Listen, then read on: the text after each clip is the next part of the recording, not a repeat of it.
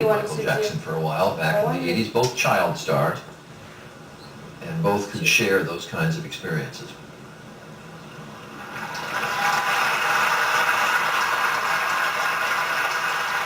You know, this is a Brooke sheet.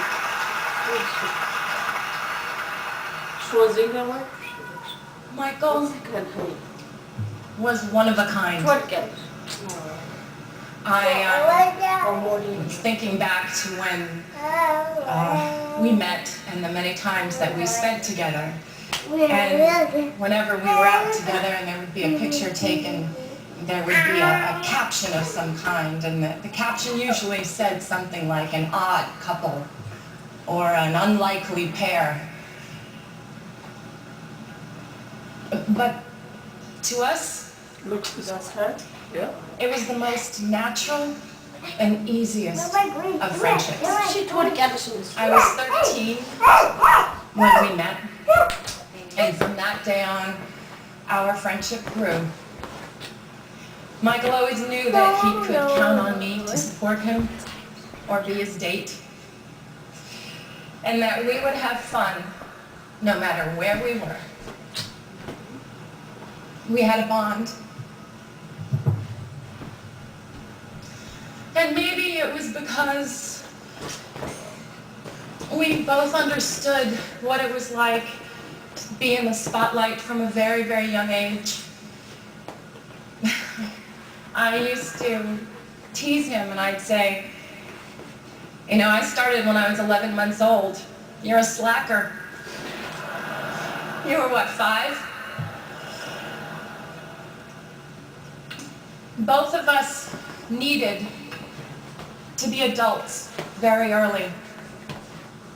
But when we were together, we were two little kids having fun.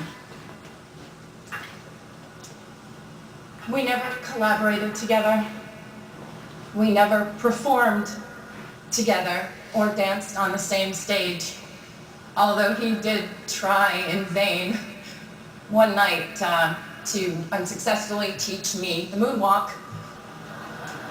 And he just basically just shook his head and crossed his arms at my attempt. We never filmed a video or recorded a song, but what we did do was laugh. It was always a competition to see who could make the other one laugh more or be sillier. Michael loved to laugh. His heart would just burst out of him when he was laughing. He adored it when I did silly imitations or told him stories about my life. MJ's laugh was the sweetest and purest laugh of anyone's I had ever known. His sense of humor was delightful, and he was very mischievous.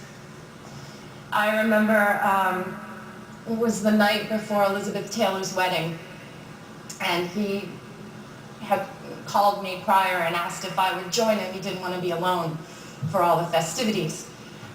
And it was the night before the big day, and Michael and I tried to sneak in to get the first peek of the dress. And we were just giggling like crazy. And we almost passed out in hysterics when we realized that Elizabeth was actually asleep in the bed. We thought she was in an entirely different room. So he didn't seem to suggest that he had a very close relationship with her, but of course her comments there were profoundly moving and touching. Quoting from the book The Prince, his loyalty to a flower even asleep, that gentleness. Well, they both were